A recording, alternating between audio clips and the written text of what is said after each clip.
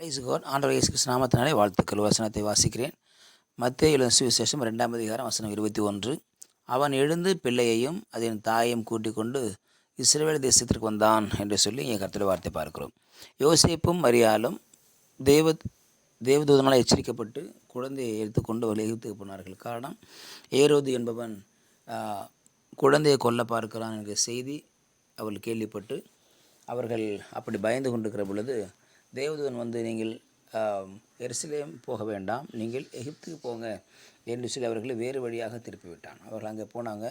அங்கே போய் அவர்கள் அங்கே இருந்தார்கள். காரணம், பிள்ளையினுடைய பிராணை வகைத்தேடன இந்த கூட்டத்திற்கு விலகி இருக்கும்படியாய் தேவன் ஒரு திட்டத்தை வகுத்தார். இப்போது அவங்க நேராக எகிப்தில் இப்போ எங்கே இருக்கிறாங்க. எகிப்தில் பல நாட்களாக அங்கே இருந்த பிறகு அங்கிருந்த மீண்டுமாய் சொந்த தேசத்துக்கு வர வேண்டும். அதற்கு என்ன நேரம்? ஏரோது மரித்த பின்பு இறந்த பின்பு வர வேண்டும் என்று சொல்லி. இப்பொழுது ஏரோது இறந்து விட்டார்.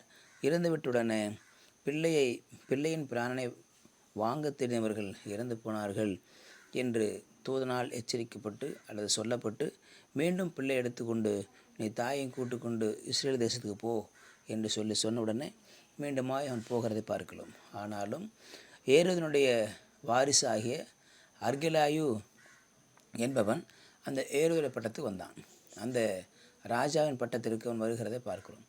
ஆகவே மீண்டும் தகப்பனை போல பிள்ளை இருப்பானோ என்று சொல்லி யோசேப்பு அங்கே போவதற்கு பயந்து இருந்த காரணத்தினாலே மீண்டுமாய் சொப்பனத்தில் தேவனால் யோசேப்புக்கு எச்சரிக்கப்பட்டு அவன் மீண்டுமாய் கலிலேயா நாட்டின் புறங்களிலே விலகி போய் நாசரேத் ஊரில் போய் வாசம் பண்ணினான் என்று சொல்லி பார்க்கிறோம். நாசரேத் அந்த ஊரில் வருவார் என்று சொல்லி தீர்க்கதரிசியால் சொல்லப்பட்டது நிறைவேறும்படியாக இப்படி நடந்தது. ஆகவே அவர்கள் நாசரேத்தில் போய் அங்கே தங்கியிருந்தார்கள் அல்லது குடியிருந்தார்கள் என்று சொல்லி நான் பார்க்கிறோம். ஆகவே ஆண்டவர் இயேசு கிறிஸ்து என்கிற ஒரு குழந்தையை காப்பாற்றுவதற்கு அது குழந்தையாகவே இருக்க போகிறதல்ல, இரட்சகராய் பிறந்திருக்கிறது. குழந்தையாக இருக்க போகிறதல்ல, மீட்பராய் பிறந்திருக்கிறது, வரப்போகிறது. அது குழந்தையாய் பிறந்திருக்கிறது அல்ல, அது பாடுகளை அனுபவிப்பதற்காக வந்திருக்கிறது. அது குழந்தையாய் பிறந்திருக்கிறது அல்ல, உலகத்தின் பாவங்களை சுமந்திருக்கும்படியாக வந்திருக்கிறது. ஒரு குழந்தையாய் பிறந்திருக்கிறது அல்ல, அது உலகத்தின் பாவங்களை சுமந்தெடுத்து வேதனைகளையும் பாடுகளையும் சுமந்து வந்திருக்கிறது என்ற தெய்வ திட்டம் நிறைவேறுவதற்காக இங்கே பல காரியங்களை செய்ய வேண்டியதாக இருந்தது. தேவன் எல்லாவற்றையும் இடைப்பட்டு எப்பெல்லாம் மனிதர்கள் குழம்பு போனாங்களோ, எப்பெல்லாம் தெய்வ திட்டம் தடுமாறு சூழல் ஏற்படுகிறதோ அப்பெல்லாம் தேவன் வந்து அங்கே நின்றார். காரணம், அவருடைய திட்டம், பரலோக திட்டம் இந்த பூமி நிறைவேறுவதற்கு என்ன பிரச்சனை வந்தாலும் அவரே இறங்கி வந்து அவர் காரியத்தை செய்கிறவராக இருக்கிறதை பார்க்கிறோம்.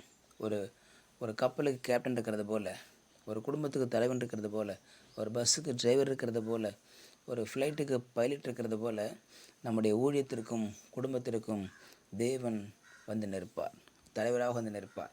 எப்பொழுதெல்லாம் நாம் பயந்து போயிருக்கிறோமோ, எப்பொழுதெல்லாம் நாம் இடர்பாடுகள் இருக்கிறோமோ, எப்பொழுதெல்லாம் இது நடக்குமா என்று சொல்லி யோசிக்கிறோமோ, எப்பொழுதெல்லாம் நம் பிசாசு தந்திரமாக நினைத்து நம்மை வீழ்த்து நினைக்கிறானோ அப்பொழுதெல்லாம் தேவனே வந்து நிற்பார்.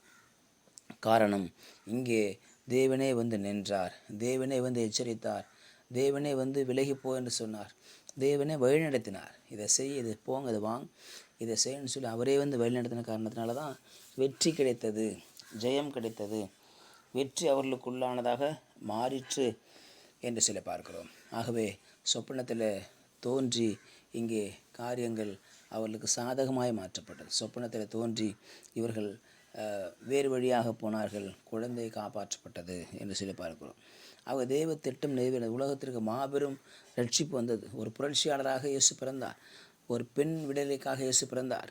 பெண்ணை காப்பாற்ற இயேசு பிறந்தார். யூத ஜனங்கள் பெண்களை அடிமைத்தனமாக வைத்திருந்தார்கள். ஆண் தப்பு செஞ்சால் மக்கள் கண்டுக்க மாட்டாங்க, ஆனால் பெண்கள் தப்பு செய்தால் அது கொடூரமான கொலையாக கல்லிருந்து கொள்ள வேண்டும் என்ற கொடூர பழக்கம் இருந்தது. ஆகவே தான் இயேசு வந்து அதையெல்லாம் மாற்றினார். முதல் புரட்சியாளர் இயேசு தான். பெண்கள் விடுதலைக்கு முதல் பாடுபட்டவர் இயேசு தான்.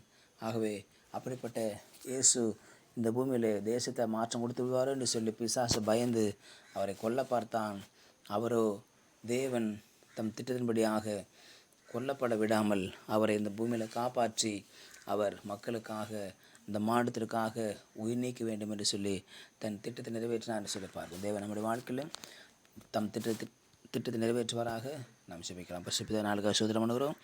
நீர் எங்களுடைய வாழ்க்கையில் திட்டம் நிறைவேறுவதற்காக நீர் வந்து எங்கள் திட்டத்தை நிறைவேற செய்வதற்காக உமக்கு ஸ்தோத்திரம். உங்களுடைய காலத்தில் தாழ்த்து இயேசு நாமத்தில் பிதாவே. ஆமேன். ஆமேன். You will be succeeded. Praise God.